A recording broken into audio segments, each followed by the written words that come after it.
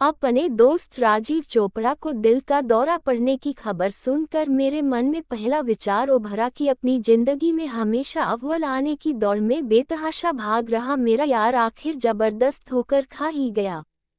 रात को क्लिनिक कुछ जल्दी बंद करके मैं उससे मिलने नर्सिंग होम पहुंच गया।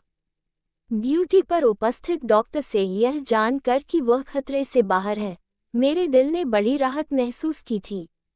मुझे देखकर चोपड़ा मुस्कुराया और छेड़ता हुआ बोला, अच्छा किया जो मुझसे मिलने आ गया, पर तुझे तो इस मुलाकात की कोई फीस नहीं दूंगा डॉक्टर। लगता है खूब चूना लगा रहे हैं मेरे करोड़पति यार को ये नर्सिंग होम वाले। मैंने उसका हाथ प्यार से थामा और पास पड़े स्टूल पर बैठ गया। इस नर्सिंग होम के मालिक डॉक्टर जैन को यह जमीन मैंने ही दिलाई थी। इसने तब जो कमीशन दिया था वह लगता है अब सूद समेत वसूल करके रहेगा। यार, कुएं से एक बाल्टी पानी कम हो जाने की क्यों चिंता कर रहा है? जरा सा दर्द उठा था छाती में और ये लोग 20-30 हजार का बिल कम से कम बना कर रहेंगे। पर मैं भी कम नहीं हूँ। मेरी देखभाल में जरा सी कमी हुई नहीं कि मैं इन पर चढ़ जाता हूँ। मुझसे सारा स्टाफ डरता है। दिल का दौरा पड़ जाने के बावजूद चोपड़ा के व्यवहार में खास बदलाव नहीं आया था। वह अब भी गुस्सैल और अहंकारी इंसान ही था। अपने दिल के दौरे की चर्चा भी वह इस अंदाज में कर रहा था मानो उसे कोई मेडल मिला हो। कुछ देर के बाद मैंने पूछा, नवीन और शिखा कब आए थे? अपने बेटे बहू का नाम सुनकर चोपड़ा चिड़े से अंदाज में बोला, नवीन सुबह शाम चक्कर लगा जाता है। शिखा को मैंने ही यहाँ आने से मना किया है। क्यों? अरे, उसे देखकर मेरा ब्लड प्रेशर जो गड़बड़ा जाता है।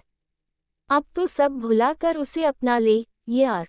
गुस्सा, चिढ़, नाराजगी, नफरत और शिकायतें, ये सब दिल को नुकसान पहुँचाने वाली भावनाएं हैं।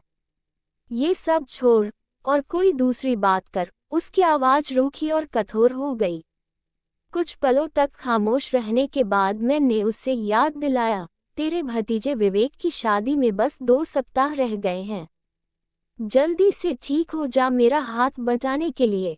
जिंदा बचा रहा तो जरूर शामिल होगा तेरे बेटे की शादी में।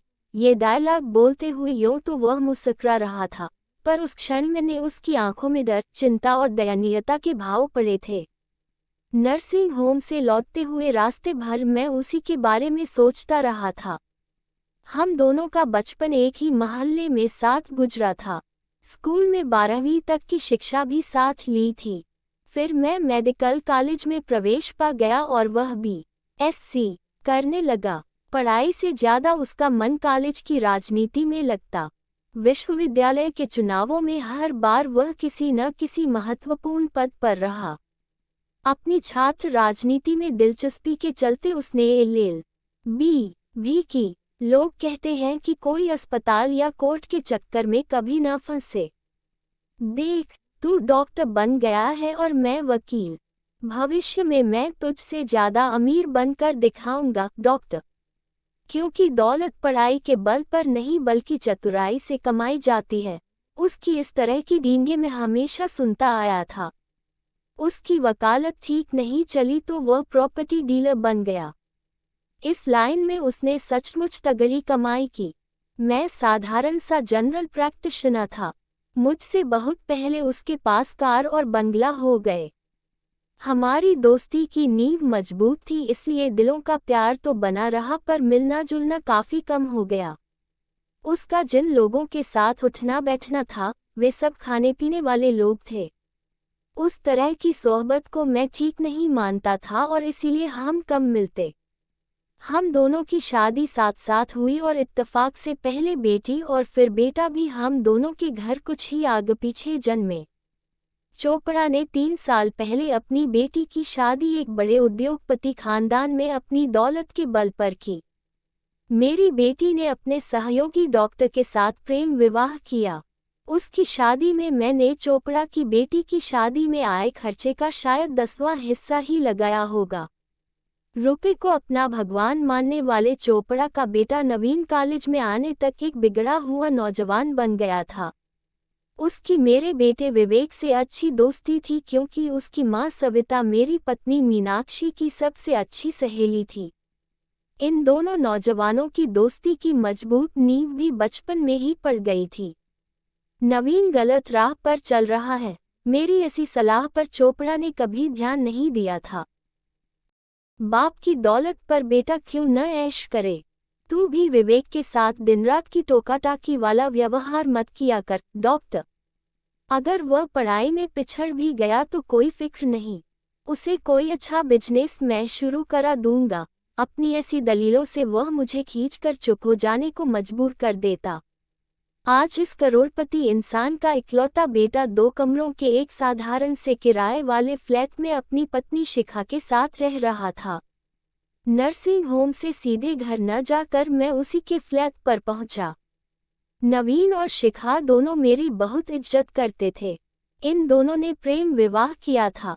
साधारण से घर की बेटी को चोपड़ा ने अपनी बहू बनाने से साफ मना कर दिया, तो इन्होंने कोर्ट मैरिज कर ली थी। चोपड़ा की नाराजगी को नजरअंदाज करते हुए मैंने इन दोनों का साथ दिया था। इसी कारण ये दोनों मुझे भरपूर सम्मान देते थे। चोपड़ा को दिल का दौरा पड़ने की चर्चा शुरू हुई तो नवीन उत्तेजित लहजे में बोला, चाचा जी, ये तो होना ही था। रोज रोज की शराब और दौलत कमाने के जुनून के चलते उन्हें दिल का दौरा कैसे न पड़ता, और इस बीमार हालत में भी उनका घमंडी व्यवहार जरा भी नहीं बदला है। शिखा उनसे मिलने पहुंची तो उसे डांटकर कमरे से बाहर निकाल दिया। उनके जैसा खुंदकी और अकड़ू इंसान शायद ही दूसरा हो। बेटे, बड़ों की बातों का बुरा नहीं मानते और ऐसे कठिन समय में तो उन्हें अकेलापन मत महसूस होने दो। वह दिल का बुरा नहीं है। मैं उन्हें देर तक ऐसी बातें समझाने के बाद जब वहां से उठा तो मन बड़ा भारी सा हो रहा था। चोपड़ा ने यूं तो नवीन को पूरी स्वतंत्रता से ऐश करने की छूट हमेशा दी, पर जब दोनों के बीच टकराव की स्थिति पैदा हुई तो बाप ने बेटे को दबाकर अपनी चलानी चाहिए थी। जिस घटना ने नवीन के जीवन की दिशा को बदला, वह लगभग 3 साल पहले घटी थी। उस दिन मेरे बेटे विवेक का जन्मदिन था। नवीन उसे नए मोबाइल फोन का उपहार देने के लिए अपने साथ बाजार ले गया। वहां दौलत की अकड़ से बिगड़े नवीन की एक फोन पर नीयत खराब हो गई। विवेक के लिए फोन खरीदने के बाद जब दोनों बाहर निकलने के लिए आए तो शोरूम के सुरक्षा अधिकारी ने उसे रंगे हाथों पकड़ जेब से चोरी का मोबाइल बरामद कर लिया। गलती से फोन जेब में रह गया है। मैं ऐसे 10 फोन खरीद सकता हूँ। मुझे चोर कहने की तुम सब हिम्मत कैसे कर रहे हो? गुस्से से भरे नवीन ने ऐसा आक्रामक रुख अपनाया, पर वे लोग डरे नहीं। उस शोरूम का मालिक भी रुतबेदार आदमी था। वह चोपड़ा की अमीरी से प्रभावित हुए बिना पुलिस केस बनाने पर तुल गया। एक अच्छी बात यह थी कि थाने का इंचार्ज मुझे जानता था। उसके परिवार के लोग मेरे दवाखाने पर छोटी बड़ी बीमारियों का इलाज कराने आते थे। उसकी आंखों में मेरे लिए शर्मलिहाज के भाव न होते तो उस दिन बात बिगड़ती ही चली जाती। वह चोपड़ा जैसे घमंडी और बदतमीज इंसान को सही सबक सिखाने के लिए शोरूम के मालिक का साथ जरूर देता, पर मेरे कारण उसने दोनों पक्षों को समझौता करने के लिए मजबूर कर दिया। हाँ, इतना उसने जरूर किया कि उसके इशारे पर 2 सिपाहियों ने अकेले में नवीन की पिटाई जरूर की। बाप की दौलत का तुझे ऐसा घमंड है कि पुलिस का खौफ भी तेरे मन से उठ गया है। आज चोरी की है, कल रेप और मर्डर करेगा। कम से कम इतना तो पुलिस की आवभगत का स्वाद इस बार चख जा कि कल को ज्यादा बड़ा अपराध करने से पहले तू 2 बार जरूर सोचे। मेरे बेटे की मौजूदगी में उन 2 पुलिस वालों ने नवीन के मन में पुलिस का डर पैदा करने के लिए उसकी अच्छी खासी धुनाई की थी। उस घटना के बाद नवीन एकाएक उदास और सुस्त सा हो गया था। हम सब उसे खूब समझाते, पर वह अपने पुराने रूप में नहीं लौट पाया था। फिर एक दिन उसने घोषणा की, मैं MBA करने जा रहा हूँ, मुझे प्रॉपर्टी डीलर नहीं बनना है। ये सुनकर चोपड़ा आग बबूला हो उठा और बोला, क्या करेगा? MBA करके 10-20 हजार की नौकरी। इज्जत से कमाए गए इतने रुपए भी जिंदगी चलाने को बहुत होते हैं। क्या मतलब है तेरा? क्या मैं डाका डालता हूँ, धोखाधड़ी करके दौलत कमा रहा हूँ? मुझे आपके साथ काम नहीं करना है। यो जिद पकड़कर नवीन ने अपने पिता की कोई दलील नहीं सुनी थी। बाद में मुझसे अकेले में उसने अपने दिल के भावों को बताया था। चाचा जी, उस दिन थाने में पुलिस वालों के हाथों बेइज्जत होने से मुझे मेरे पिताजी की दौलत नहीं बचा पाई थी। एक प्रॉपर्टी डीलर का बेटा होने के कारण उल्टे वे मुझे बदमाश ही मान बैठे थे और मुझ पर हाथ उठाने में उन्हें जरा भी हिचक नहीं हो रही थी। दूसरी तरफ आपके बेटे विवेक के साथ उन्होंने न गाली गलौज की, न मारपीट। क्यों उसके साथ भिन्न व्यवहार किया गया? सिर्फ आपके अच्छे नाम और इज्जत ने उसकी रक्षा की थी। मैं जब भी उस दिन अपने साथ हुए दुर्व्यवहार को याद करता हूँ तो मन शर्म व आत्मग्लानि से भर जाता है। मैं आगे इज्जत से जीना चाहता हूँ, बिल्कुल आपकी तरह चाचा जी। अब मैं उससे क्या कहता? उसके मन को बदलने की मैंने कोशिश नहीं की। चोपड़ा ने उसे काफी डराया धमकाया, पर नवीन ने MBA में प्रवेश ले ही लिया। इन बाप बेटे के बीच टकराव की स्थिति आगे भी बनी रही। नवीन बिल्कुल बदल गया था। अपने पिता के नक्शे कदम पर चलने में उसे बिल्कुल रुचि नहीं रही थी। किसी भी तरह से बस दौलत कमाना उसके जीवन का लक्ष्य नहीं रहा था। फिर उसे अपने साथ पढ़ने वाली शिखा से प्यार हो गया। वह शिखा से शादी करना चाहता है। ये बात सुनकर चोपड़ा बेहद नाराज हुआ था। अगर इस लड़के ने मेरी इच्छा के खिलाफ जाकर शादी की तो मैं इससे कोई संबंध नहीं रखूंगा। फूटी कौड़ी नहीं मिलेगी इसे मेरी दौलत की। ऐसी धमकियां सुनकर मैं काफी चिंतित हो उठा था। दूसरी तरफ नवीन शिखा का ही जीवन साथी बनना चाहता था।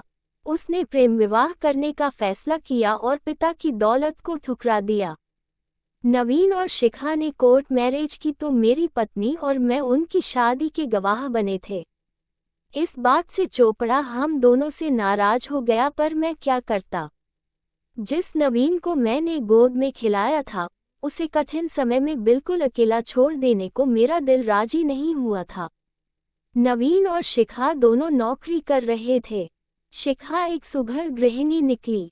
अपनी गृहस्थी वह बड़े सुचारू ढंग से चलाने लगी। चोपड़ा ने अपनी नाराजगी छोड़कर उसे अपना लिया होता तो ये लड़की उसकी कोठी में हंसी खुशी की बहार निश्चित ले आती। चोपड़ा ने मेरे घर आना बंद कर दिया। कभी किसी समारोह में हमारा आमना सामना हो जाता तो वह बड़ा खींचा खींचा सा हो जाता। मैं संबंधों को सामान्य व सहज बनाने का प्रयास शुरू करता तो वह कोई भी बहाना बनाकर मेरे पास से हट जाता। अब उसे दिल का दौरा पड़ गया था। शराब, सिगरेट, मानसिक तनाव व बेटे बहू के साथ मनमुटाव के चलते ऐसा हो जाना आश्चर्य की बात नहीं थी। उसे अपने व्यवहार व मानसिकता को बदलना चाहिए। कुछ ऐसा ही समझाने के लिए मैं अगले दिन दोपहर के वक्त उससे मिलने पहुंचा था। उस दिन चोपड़ा मुझे थका टूटा सा नजर आया। यार अशोक, मुझे अपनी जिंदगी बेकार सी लगने लगी है। आज किसी चीज की कमी नहीं है मेरे पास, फिर भी जीने का उत्साह क्यों नहीं महसूस करता हूँ मैं अपने अंदर, होकर उसे समझाया। कुछ देर खामोश रहने के बाद उसने उदास लहजे में जवाब दिया, दिलों पर लगे कुछ जख्म आसानी से नहीं भरते हैं डॉक्टर। शिखा के साथ मेरे संबंध शुरू से ही बिगड़ गए। अपने बेटे की आंखों में झांकता हूं तो वहां अपने लिए आदर या प्यार नजर नहीं आता। अपने किए की माफी मांगने को मेरा मन तैयार नहीं।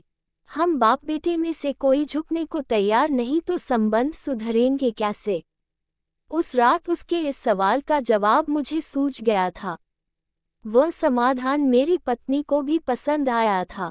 सप्ताह भर बाद चोपड़ा को नर्सिंग होम से छुट्टी मिली तो मैं उसे अपने घर ले आया।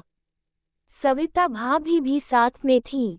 तेरे भतीजे विवेक की शादी हफ्ते भर बाद है। मेरे साथ रहकर हमारा मार्गदर्शन कर यार, ऐसी इच्छा जाहिर कर मैं उसे अपने घर लाया था। अरे, अपने बेटे की शादी का मेरे पास कोई अनुभव होता तो मार्गदर्शन करने वाली बात समझ में आती। अपने घर में दम घुटेगा, ये सोचकर शादी ब्याह वाले घर में चल रहा हूँ। उसका निराश, उदास सा स्वर मेरे दिल को चीरता चला गया था। नवीन और शिखा रोज ही हमारे घर आते। मेरी सलाह पर शिखा अपने ससुर के साथ संबंध सुधारने का प्रयास करने लगी। वो उन्हें खाना खिलाती, उनके कमरे की साफ सफाई कर देती, दवा देने की जिम्मेदारी भी उसी को दे दी गई थी। चोपड़ा मुंह से तो कुछ नहीं कहता, पर अपनी बहू की ऐसी देखभाल से वह खुश था, लेकिन नवीन और उसके बीच खिंचाव बरकरार रहा। दोनों औपचारिक बातों के अलावा कोई अन्य बात कर ही नहीं पाते थे। शादी के दिन तक चोपड़ा का स्वास्थ्य काफी सुधर गया था। चेहरे पर चिंता, नाराजगी व बीमारी के बजाय खुशी और मुस्कुराहट के भाव झलकते। वह बारात में भी शामिल हुआ। मेरे समधी ने उसके आराम के लिए अलग से एक कमरे में इंतजाम कर दिया था। फेरों के वक्त वह पंडाल में फिर आ गया था। हम दोनों की नजरें जब भी मिलती तो एक उदास सी मुस्कान चोपड़ा के चेहरे पर उभर आती। मैं उसके मनोभावों को समझ रहा था। अपने बेटे की शादी को इन सब रीति रिवाजों के साथ न कर पाने का अफसोस उसका दिल इस वक्त जरूर महसूस कर रहा होगा। बहू को विदा कराकर जब हम चले, तब चोपड़ा और मैं साथ साथ अगली कार में बैठे हुए थे। सविता भाभी, मेरी पत्नी, शिखा और नवीन पहले ही चले गए थे नई बहू का स्वागत करने के लिए। हमारी कार जब चोपड़ा की कोठी के सामने रुकी तो वह बहुत जोर से चौंका था। सारी कोठी रंग बिरंगे बल्बों की रोशनी में जगमगा रही थी। जब चोपड़ा मेरी तरफ घूमा तो उसकी आंखों में एक सवाल साफ चमक रहा था। ये सब क्या है, डॉक्टर? मैंने उसका हाथ थाम कर उसके अनबुझे सवाल का जवाब मुस्कुराते हुए दिया। तेरी कोठी में भी एक नई बहू का स्वागत होना चाहिए। अब उतर कर अपनी बहू का स्वागत कर और आशीर्वाद दे। रोने धोने का काम हम दोनों यार बाद में अकेले में कर लेंगे। चोपड़ा की आंखों में सचमुच आंसू झलक रहे थे।